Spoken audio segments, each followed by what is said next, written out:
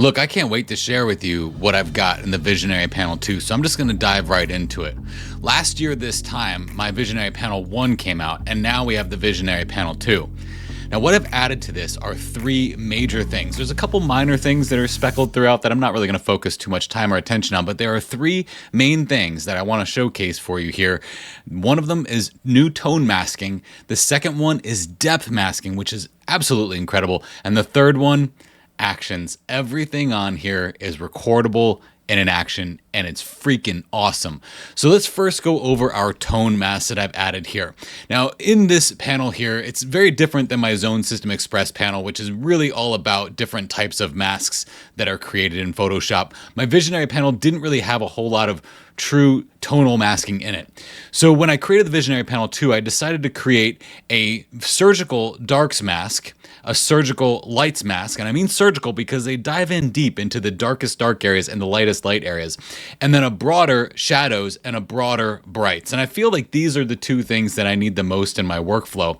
And when you look at these are not traditional luminosity masks. If I look at the darks and I look at the lights here, these are very modified versions. Actually, they incorporate a little bit of apply image with a little bit of calculations from the channels to create the highlight and shadow selections that they select here. They look like they're direct opposites of each other, but if you were to reverse them, but they aren't actually exactly the same. They are slightly different. So I'll just invert that back to the way it was. But the way you work with these is, as I'm working with the Visionary panel, it's actually more of a intuitive vision type of workflow. You'll see buttons like darks on, darks off, lights on, lights off, muted darks, muted lights. And it just answers a question. What do we want to do with the darks? We want to turn them on, we turn them off. And while those are very helpful, these surgical masks help me dive into areas where I want to dig a little bit deeper, let's say in those brights that we see there, to lift up those brights in this image here, or maybe in those darks to make those a little bit deeper and darker down there. And one of the things that I really love about this strategy, especially with the darks and the shadows having their own separation, is I can come in and make the darks a lot heavier and thicker, and then I can come over to the shadows and actually make them a little bit brighter. And what this can do is it can give this an atmospheric presence where those deep darks get that rich darkness, and then the shadows just get a little bit brighter.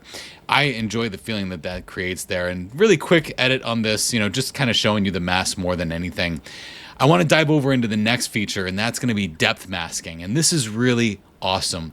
What we've done here is we've been able to dig into the Nero filter, the depth blur Nero filter, and extract the data from it so we can create our own depth masks. And what I love about this, especially an image like this, is a lot of times when I'm trying to make that three-dimensional effect in my workflow where it transitions from foreground into background, I want to do that using depth.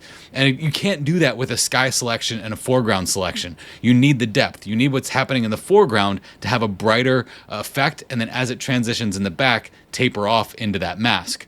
So what you're going to see here is auto, and if I press auto, that's going to dig into that Nero filter. It's going to pull out that mask for me, and it's automatically going to put a curves adjustment layer on this that is going to give it a slight S curve. If I press Alt or Option and click on this, you can see what I'm talking about here.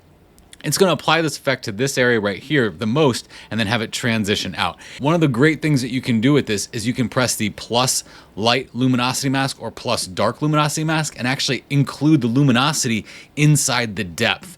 So watch this. If I press the plus light LM, it includes a luminosity mask selection inside of that depth mask. So now we're creating not just luminosity masks, but depth masks with luminosity built into them. This is where I see true innovation in masking to make that atmospheric effect transition. Now, it does look like it's banding a little bit back here. This is a smaller JPEG file that I'm working on, and that's probably why we see that problem the most. Now I'll do a distance mask, and what this will do is it will help transition the foreground into the background, and when it does that, it's also going to lift up the darks in the background to make it feel like that background is stretching further into the distance. If we look at the before and after on this, it's just a very simple effect, but it makes a world of difference. We can also get this depth effect if we want to experiment with adding warmer or cooler things to our image while applying a depth mask to that warmer or cooler area. So I'm going to go over to the color tab here, and let's say I'm going to work on the background. I just want the background to be a little bit more blue, a little bit cooler than what's happening in the foreground. I can combine this with one of my other favorite things in the Visionary panel, the color sliders here, and make that neutral area a little bit more blue, maybe even make those darks a little bit more blue. I might give those lights a little bit of warmth back there, but I only want this to be on the background, not on the foreground. Well, if I go into the depth section here, I can actually put a mask on this for the background. So if you see this little icon here, that'll show you that the mask that I want is what's going to be in white in the distance. So I'm going to make a mask here. It's smart enough to know that there was already a mask on here, and it's going to ask you, would you like to delete that and replace it with the depth mask? Because there might be those times where you've created a mask that you really don't want to be deleted, and if you were to press this button and it deletes your mask on all the work that you did, you might be a little frustrated. So we'll just press OK on that. It's going to delete that old mask, replace it with the depth mask, and now that adjustment that I just did with that color adjustment is going to start heavy in the background and then slowly transition into the foreground here. Now, I could do the flip side of that, but I don't necessarily have to press the depth button. Watch this. I can just press Control J on this and then Control I on this. And then once I go into the selective color adjustment layer, I'll delete anything that just happened there. And then in the foreground, let's make that a little bit warmer. So it's going to be a little bit warmer in the neutrals, a little bit warmer in those dark areas. Kind of like it when it's a little bit warmer in those dark areas and a little bit warmer on those highlights that are in the foreground. So that'll help push and pull this as well. So let's look at the before and after on this. Here was the before, here's the after. These are subtle changes that are happening on this image that are creating this sense of atmospheric depth as we go from the foreground into the background. And that's where these depth masks shine. The other thing that we have here is auto plus luminosity, where it's going to include the luminosity mask for the luminance value that's in the image. So it gives it a slower transition rather than a heavier one. The luminosity is not included. We also have a selection here. Let's say you want to make a selection for the foreground area. So I'm going to make a selection with that depth. Instead of giving me a mask, it's going to give me the racing ants. And then I click on any adjustment layer that I want. Let's say I just randomly grabbed vibrance, even though I never use vibrance. But we have a vibrance adjustment here, and we can add a little bit more vibrance to that foreground than, let's say, to the background there. So the more saturation in the foreground as it transitions into that background area. But this is very fine-tuned editing. I really enjoy the capabilities of these depth masks. They've taken my workflow to an extraordinary new level. Now, the last thing that I want to talk about is not necessarily something that you'll find on the panel itself. It's something that's hidden in the code of the panel, and that is that every button on here, with the exception of our evaluation buttons, is recordable into an action. So I want you to see this image. This image is a complete image. And what I did when I made this image was I recorded everything that happened in this image. And what I want to do is I want to show you that once I press play, everything I did with the visionary panel, which is normally, I will say, can be a longer workflow than what you're used to, everything that I did while I created this image, I recorded into an action. So I'm going to show you the base image that's this one. And then I'll go into this waterfall action that I have here, and I'll press play on this action. Now, this action is actually included in an automation course that I created for the Visionary Panel 2 release. And in this course, you're going to find 20 different actions, many of which are workflow guided actions that will help you get your image off to that tone and color effect phase, get that kind of complete, so you can jump off into the vision effects and really take your image to the next level. But what you're seeing here is every button that was pressed on the Visionary Panel is now being run through this action. And as it's being run through this action, you're seeing it populate in the layers over here. Now, the larger your image, the longer this is going to take. This is a Sony A1 file, full size. So yes, it's going to take maybe a minute and a half, depending on how many layers we have there. But look, when it's done, look at the finished object that I have here. Now, imagine we've just taken 15 shots of this same place, all compositions that we really love, but we don't want to take the time to do that extensive workflow that we do to make fine art level images. Well, if you know that ahead of time, all you have to do is start recording the action as you start working with the Visionary Panel, and every step that you create can be recorded and then played back on any image after that. Even all of the extensive work, I want to pull this layers tab out so you can see it. All of the work that I just did on this image, okay, is now on this image. And it looks almost perfect, but the only thing we need to do is just start going through the layers one at a time. A lot of times what I like to do is just turn all the layers off here, okay, and then I'll turn them on and off and see how that's affecting the image, okay. The light's on, that's a little too strong, so I'll delete that one. Dark's on is good. Bright separation, lights, okay. Look at that. Look at the way that lights adjustment can really help taper in the high highlights that we sometimes get from our waterfalls. And then a color grade, and then we have our depth curve. Even the depth actions are recorded into the action that you make during your workflow. And this dark effect, very wonderful for waterfalls. It might be a little strong on this one, so I'm going to drop that a little bit. But you see, once it's done, all I have to do is go through here and look at all the layers that are created.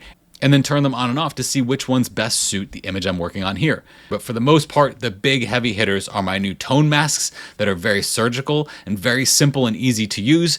The depth masking, which is incredibly powerful. And the only thing that the user needs to do on the front end of that is go into the Nero filters and install the depth blur. Once that's done, everything is push button play on this panel. And then the actions, the fact that we can record fine art level editing into an action and then press play on any other image after that and receive the exact same effects. And this is what's been working for me, is I've noticed that there's some compositions that I get really attached to and I process it. And then afterwards I look at another composition. I'm like, man, I really wish that I would have worked on that one instead of this one. All you have to do on the front end is record that work and you can play it on all the compositions from any series of photos. It is best if you record one for a series of images and then replay them on that series, because making a generic one can be very difficult. However, I have done that with the Visionary Panel automation course, and in there you're going to see 20 different actions. Some of these are workflow based actions and some of them are a la carte actions that you can press play on afterwards, like this dreamy highlights. We'll see what this comes up with when we press play on this. And the effect on here is just a lot of strong highlight on our waterfall, which could bring the viewer into some of those places. So, I might come in here and drop the opacity on this, or go over to the Visionary panel and just add a luminosity mask right there to that folder, and it can easily just blend that in so it looks like it naturally fits into the image.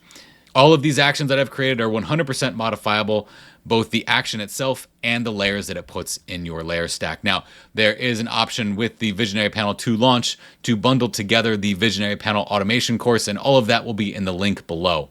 At first glance, one might think that this is just another luminosity masking style panel for Photoshop, but this is very different. This workflow that I'm working with now is more vision oriented. It's viewer focused. It's how do I get the viewer to look exactly where I want them to, not what mask do I need to use to modify my highlights. There's a big difference in the way you shift your mindset with this viewer focused mindset rather than a tool and technique based mindset. And all of that is included in the Visionary Panel education. This panel comes with all the education you need to take your work to much greater heights. It is a slight mindset shift in the way that you process, not a huge one, but I'll say this, fine art level work is going to require a fine art level mindset shift, and that's where the Visionary Panel fits in beautifully. Take a look at the description below, take a look at the card that's gonna be floating around somewhere around here, and even at this end screen. And if you haven't done so already, please consider subscribing. I like to take very difficult things in Photoshop, sometimes turn them into a panel so that you can use them in your workflow today.